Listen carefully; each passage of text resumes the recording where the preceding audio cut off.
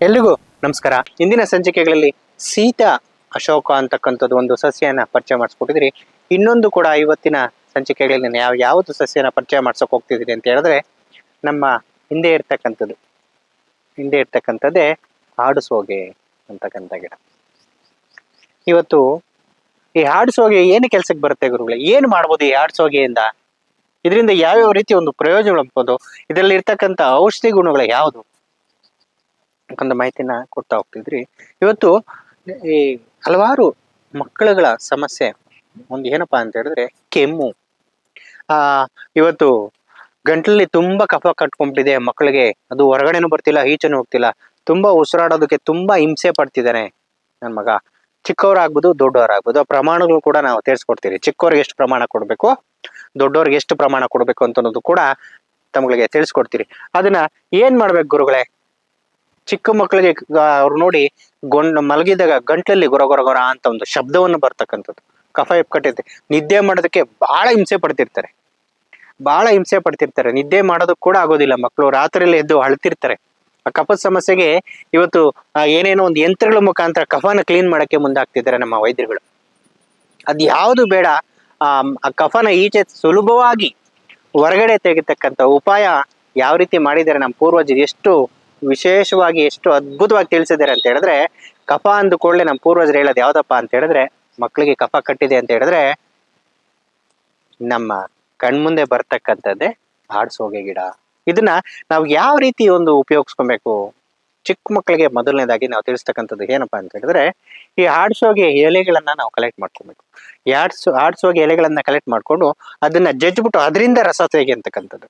1 spoon ರಸ, ಒಂದು ಉದಾಹರಣೆಗೆ ಒಂದು 5 ವರ್ಷದ ಮೇಲ್ಪಟ್ಟು ಮಕ್ಕಳಿಗೆ 1 ಸ್ಪೂನ್ ರಸವನ್ನ, ಅದಕ್ಕೆ 1 ಸ್ಪೂನ್ ಜೇನುತುಪ್ಪವನ್ನ ಮಿಕ್ಸ್ ಮಾಡ್ಬೇಕು. ಜೇನುತುಪ್ಪವನ್ನ ಮಿಕ್ಸ್ ಮಾಡ್ಬಿಟ್ಟು ಆ ರಸವನ್ನ ಬಾಯಿ ಒಳಗಡೆ ಹಾಕಿದ್ದ ಕೂಡಲೇ 2 ರಿಂದ 3 ಅಥವಾ ಒಂದು 5 ಸೆಕೆಂಡ್ ಒಳಗಡೆನೆ ಅವ್ರಿಗೆ ವಾಂತಿ ಸ್ಟಾರ್ಟ್ ಆಗುತ್ತೆ.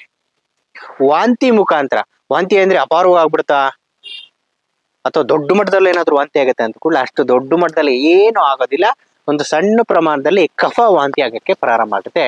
ಆ ವಾಂತಿ ಆಗಕ್ಕೆ ಪ್ರಾರಂಭ ಆಗಿದ ಕೂಡಲೇ ಗಾಬರಿ ಆಗೋದು ಬೇಡ, ಏನು ಬೇಡ. ಆ ಕಫ, ಈ ವಾಂತಿ ಕೂಡಲೇ ಇದು ಈ ಔಷಧಿ ನಾವು ಏನು ಕೊಟ್ಟಿರ್ತಾರೋ ಆ ಕಫಕ್ಕೆ ಮಿಶ್ರಣ ಆಗಿ ಕಫನೆಲ್ಲ ಹೊರಗಡೆ ತೆಗೆದಕ್ಕೆ ಸ್ಟಾರ್ಟ್ ಆಗುತ್ತೆ.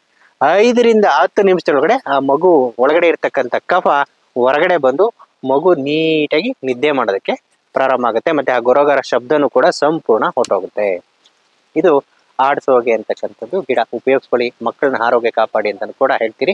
ಇವತ್ತಿನೊಂದು ದೊಡ್ಡ ಪ್ರಮಾಣ ದೊಡ್ಡವ್ರಿಗೆ ಯಾವ ರೀತಿ ಕೊಡ್ಬೇಕು ಅಂತ ಹೇಳಿದ್ರೆ, ಅವ್ರಿಗೆ 3 ಸ್ಪೂನ್ ರಸ, ದೊಡ್ಡವ್ರಿಗೆ ಒಂದು 20 ವರ್ಷದ ಮೇಲ್ಪಟ್ಟವ್ರಿಗೆ ಯಾವ ರೀತಿ ಕೊಡ್ಬೇಕು ಅಂತ ಹೇಳಿದ್ರೆ, 3 ಸ್ಪೂನ್ ರಸಕ್ಕೆ 3 ಸ್ಪೂನ್ ಜೇನುತುಪ್ಪನ ಹಾಕಿ ಸೇವನೆ ಮಾಡ್ತಕ್ಕಂಥದ್ದು ಬೆಳಗ್ಗೆ ಸಾಯಂಕಾಲ. ದೊಡ್ಡವ್ರಿಗೆ ವಾಂತಿ ಆಗೋದಿಲ್ಲ. ಬೆಳಗ್ಗೆ ಮತ್ತೆ ಸಾಯಂಕಾಲ, ರಾತ್ರಿ ಮಲಗುವಾಗ ತಗೊಬೇಕು. ಬೆಳಗ್ಗೆ ಎದ್ದು ಕೂಡಲೇ ಖಾಲಿ ಹೊಟ್ಟೆಯಲ್ಲಿ, ರಾತ್ರಿ ಊಟ ಆದ್ಮೇಲೆ ನಂತರ. ಇದಕ್ಕೆ ಪಥ್ಯ ಏನಪ್ಪಾ ಅಂತ ಹೇಳಿದ್ರೆ, ಕಾಫಿ, ಟೀ, ಹಾಲು ಮತ್ತೆ ತುಪ್ಪ, ಮಜ್ಜಿಗೆ, ಮೊಸರನ್ನ ಉಪಯೋಗಿಸಬಾರದು. ಎಷ್ಟು ದಿವಸ ತಗೋಬೇಕು ಗುರುಗಳೇ ಅಂತ ಹೇಳಿದ್ರೆ, ಬರೀ 3 ದಿವಸ ಮಾತ್ರ ತಗೋಬೇಕು.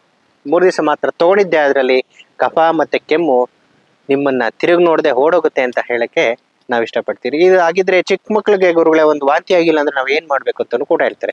ವಾಂತಿ ಆಗಿಲ್ಲ ಅಂದ್ರೆ ಸಂಪೂರ್ಣ ಹೊಟ್ಟೆ ಒಳಗಡೆ ಹೋಗಿ ಕಫ ಜೀರ್ಣ ಆಗಿ ಅದು ಬೆಳಗ್ಗೆ ಮಲಮೂತ್ರ ವಿಸರ್ಜನೆ ನಾವು ಏನ್ ಮಾಡ್ತಿರೋ ಅದ್ರ ಮುಖಾಂತರ ಹೊರಗಡೆ ಬಂದಂತ ಸಾಧ್ಯತೆ ಇರುತ್ತೆ. ಕೆಲವು ಮಕ್ಕಳಿಗೆ ವಾಂತಿ ಆಗುತ್ತೆ, ಕೆಲವು ಮಕ್ಕಳಿಗೆ ವಾಂತಿ ಆಗಲ್ಲ.